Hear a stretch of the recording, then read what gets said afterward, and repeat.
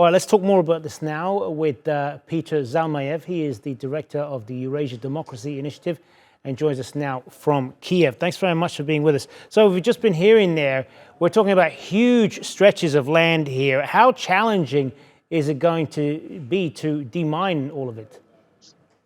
Well, yes, according to some estimates, the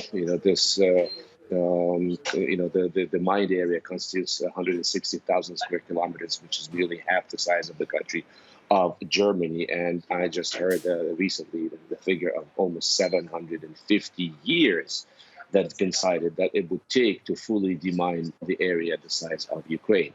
This is unlike anything that the world has dealt with since World War II. And mind you, Ukraine up until now had been dealing with demining leftover from both World Wars I and II.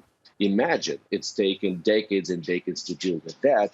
And now with this really hot warfare, the largest war-based, land-based war that Europe has had since World War II, the amount of work to be done once the war is over is staggering. And the war is actually far from over. And of course, mine action is not just limited to the actual physical clearance of the mines themselves, is it? What are some of the challenges in raising awareness, public awareness of the dangers to people, to tell them to avoid certain areas? A lot of work to do there as well. Well, indeed. And we're not just talking about mines. Yes, mines are a significant problem. Just the other day, 3 mines have been washed ashore in Mykolaiv and Odessa. We're also talking about sea mines, not just land-based mines.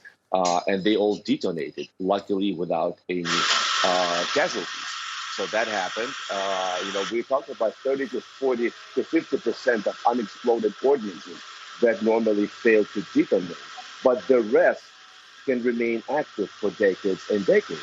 And also we're talking about cluster munitions, the cluster munitions that have been provided to Ukraine recently by the Biden administration.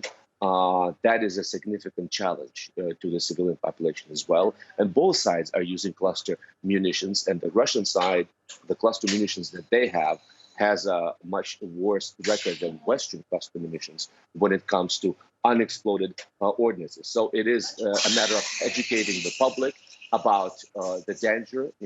This generation growing up had never had to deal with anything like this. So this is going to be a challenge to convince Ukrainians that this is a clear and present danger to their lives.